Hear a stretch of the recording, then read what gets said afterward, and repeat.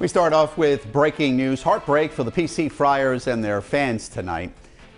I'm Mike Montecalvo. And I'm Shannon Heggie. A tough loss tonight for PC, despite this crew out here in Chicago cheering the team on pregame. Friar fans here making the trek to Chicago for the Sweet 16, fired up before the game as the team left the hotel to take on the Kansas Jayhawks. The pep band, cheerleaders, dancers, boosters, fans, they were all there to try to get PC to the Elite Eight, but Kansas, a very tough team. Yeah, the #1 seed nearly blew the Friars off the floor in the first half.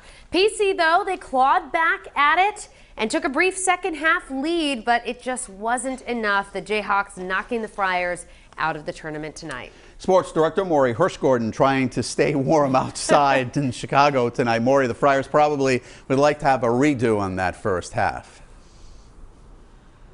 Hey, good evening, guys. Mike, you're right. For as cold as it is outside here of the United Center, that's how cold it was inside the arena. Providence was ice cold in the first half. 17 total points, the least in a half in their program's history in the NCAA tournament. They found themselves down by as many as 13, clawed their way back, took a brief lead, 48-47 with 5 minutes and 52 seconds to go in the game. That was after a Noah Horkler 3. Kansas responds with 7 quick points to retake the lead, and they hold off the Friars. The Friars' historic season comes to a close. We just heard from the team moments ago after the loss.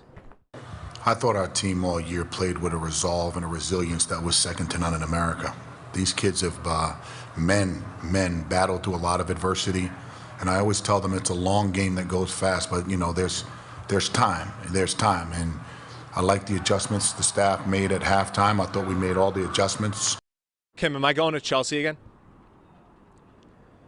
NCAA rules don't allow us to show you the highlights.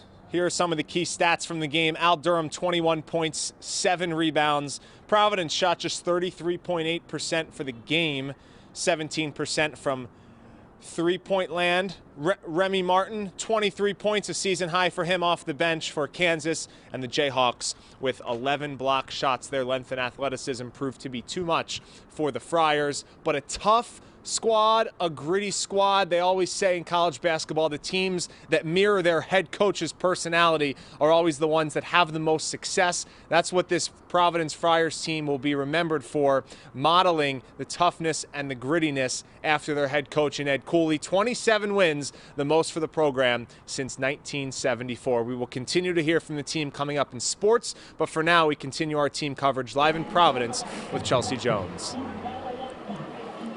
Yeah, Maura, we actually heard from people tonight. They agree that the team had grit, and though the game is over, people are still lined up celebrating their Friday night, and we went bar to bar tonight, and it is clear that the pride for PC rages on. Let's go Friars! Let's go Friars! All eyes glued to TV screens hoisted up here at Bradley's Cafe. I went to my first Providence College game 37 years ago, my grandfather's. It took 25 years for the PC Friars to find themselves dancing in the Sweet 16 again.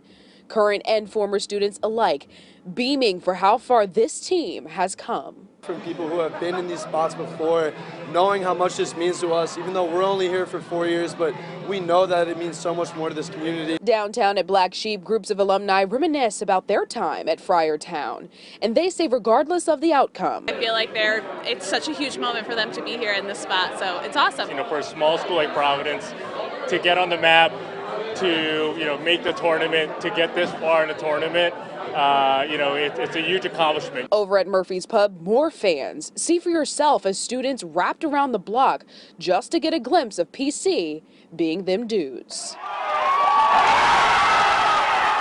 I feel like after COVID, all like junior year and even some of sophomore year, it's like just what we needed. Friars fans looking ahead with optimism and hope for the future. And hopefully you don't have to wait another 25 years for them to make the Sweet 16. I'm not too worried about it though, with Ed leading the ship. And so tonight was not the outcome that fans were hoping for, but as you've now seen, there is support all the way from the Midwest to back here at home. We're live in Providence. I'm Chelsea Jones, 12 News.